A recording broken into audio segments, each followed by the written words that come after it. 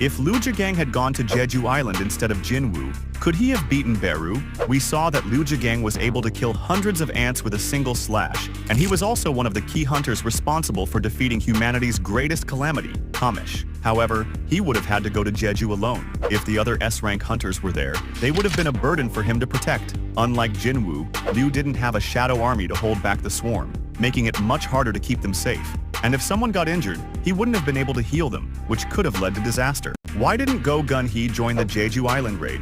Even in his old age, he was far stronger than Goto Ryuji and would have been a huge help. We know he was powerful enough to hold his own against the Frost Monarch, meaning he could have at least given Beru a serious fight. However, the reason is simple. Go Gun-hee was a retired hunter. At 80 years old, he had no desire to clear dungeons anymore. Additionally, as the chairman of the Korean Hunter Association, he was far too important to risk losing in battle. If he had died, it would have sent shockwaves through Korea, as the people saw him as one of the nation's greatest protectors. Jinwu actually made the right choice by not reviving Goto Ryuji as his shadow. Let me explain. After the Jeju Island raid, Jinwu had the chance to raise Goto as a shadow soldier. As a shadow, Goto would have become an incredibly powerful asset. With his vast experience leading Japan's hunters, he could have been a strategic shadow, and I suspect Goto would have earned the marshal grade, because he was a prospect for becoming a national-level hunter, a title only 5 people in the world have. However, reviving Goto might have also caused tension. Japan already saw Jinwu as a threat.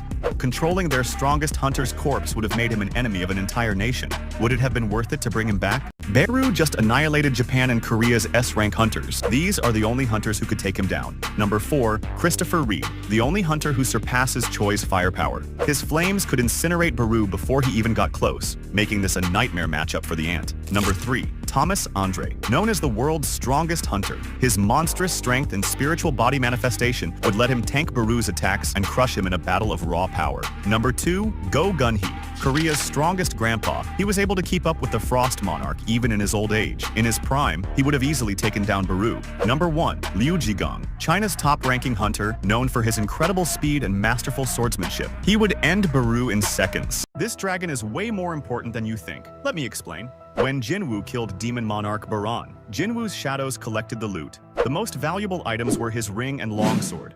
Baran's mount was a dragon named Kaisel, and at first, he might seem like just another monster.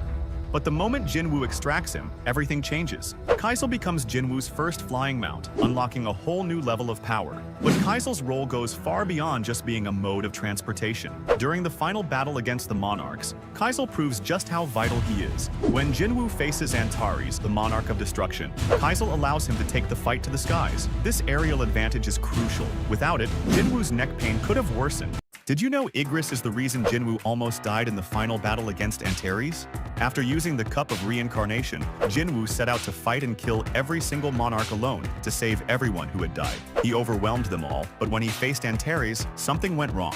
During the battle, Igris hesitated, questioning whether he had truly abandoned his loyalty to Ashbourne for Jinwu.